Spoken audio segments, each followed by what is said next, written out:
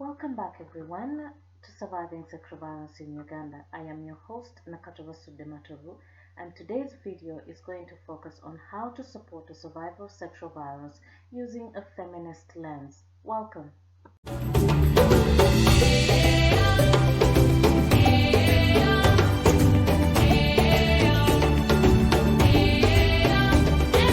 Using a feminist perspective is important while supporting survivors of sexual violence because it provides us with an opportunity to explore with them the political structures in our society that are systematically designed to oppress women. How do we do that? We just open up a conversation and find out how the client or the woman in front of you is willing, if they're willing to actually talk a little bit about maybe how they view themselves as women in society. Then that allows you to externalize the problem, that the issue is not about her. Sexual violence impacts a lot of people around the world, and also that it is a part of the processes in our societies to oppress and marginalize groups of people. So externalizing the problem becomes a process that empowers the client or your loved one, because they feel that they are not to blame for what happened. It is not them to internalize that they did anything wrong. Another way of bringing in the issue of or how using a feminist lens is to understand the power dynamics between you and the person who is seeking help. Let them know that they are the experts in their lives and they can provide suggestions on how to address the existing problems. So encourage them to explore their strength and understand that some of the strategies that they've used in the past can also be applied to what's going on with them in the moment. Using a tone that is calm and supportive is crucial in during these conversations, but most importantly for them to understand that they are safe with you.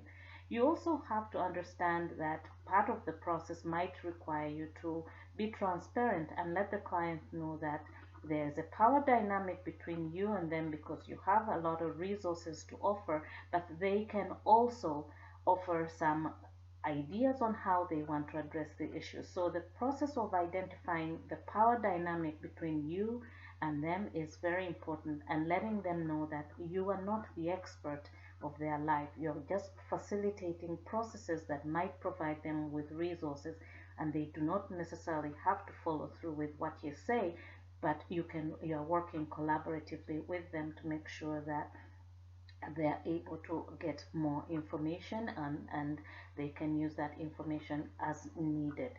Some of the ways that we also use a political or a feminist lens in our work is to make sure that we bring about consciousness raising and encourage participants or those who are part of this process, to maybe loved ones who want to support their loved one, that they all come together at some point where there are rallies around women's issues, where there are rallies where people are talking about sexual violence, that they participate in this so that they are able to participate well and understand where these issues come from and how to address them appropriately. But most importantly, that they're also part of a community that is supporting others who are out there struggling with the effects of sexual violence.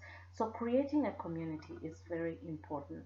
I would like to also urge you, as you work through this with your clients or with your loved ones or community members, that you start thinking about creating a sexual assault center in your community. These centers are not normally started by great funding. It's not a lot of money out there, but you can start something small by organizing in your community spaces where people can come and talk about some of these issues that are going on, especially as related to sexual violence. So let us know what you thought about this video in the comment section, and if you're new to this channel, feel free to subscribe.